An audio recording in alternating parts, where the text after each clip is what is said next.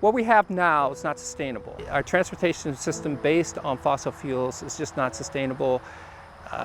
It will have tremendous impact, negative impact on our environment.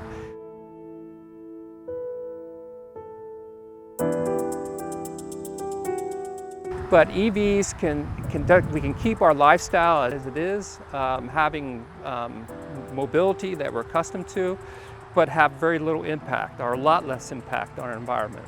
Because they don't have the greenhouse gas emissions. With electric vehicle, you don't get that. You don't get any of that pollution that's going out. And by cutting those, we're putting less greenhouse gas emissions that are going to, make the blanket thicker around the earth and holding more heat in.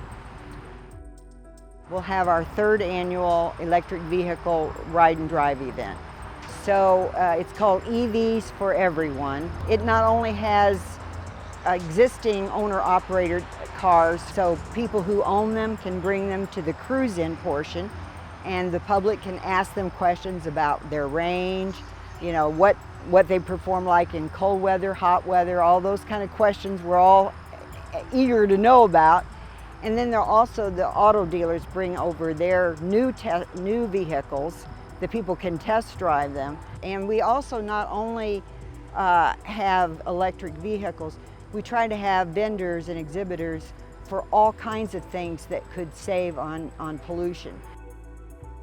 I think this event, it just helps with education all around. It's a great community engagement. There's a lot of vendors that set up that are environmentally focused, so you can learn about, Tri-State Creation Care. The Climate Collaborative was there.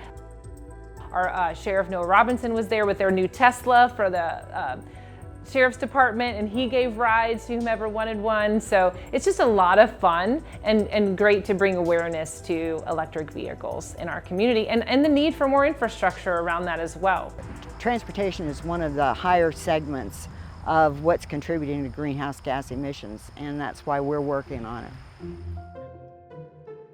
The federal government's put a big emphasis on mass transportation just because it's so efficient. Whenever you're moving 35 people in a 30-foot vehicle or a 35-foot vehicle versus 2 people in a 10-foot car, it just is so much more efficient in getting people moved from point A to point B, and it really cuts down on traffic as well.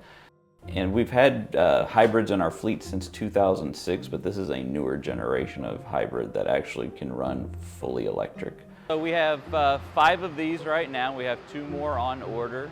They're all 35 feet long. We like it because you can isolate neighborhoods. If you're going through a residential neighborhood, you can shut off the diesel engine, so it's a lot quieter, and also there's not as much exhaust coming out. Whenever we go through the hospital areas, it's an automatic EV zone, so the vehicle's engine shuts off and it's running straight electric all the way through the hospital as it goes around and through the emergency department, then back out onto the street to kind of make it a little quieter for people that are in the hospital. And then you go to, let's see, 2350, and we can see on it, it's gone 22 miles, 21.3 miles today in electric mode only. And it's saved 92 pounds in CO2. With these new hybrids, they're a lot like the newer hybrid cars, start-stop at intersections, which we're getting about 2 miles more per gallon in diesel than what we would with a traditional diesel bus. So over a 500,000 mile vehicle, that 2 miles per gallon does add up, especially when you're putting in about 70 gallons of diesel per day. That also starts really adding up with the amount of fossil fuel you're not using.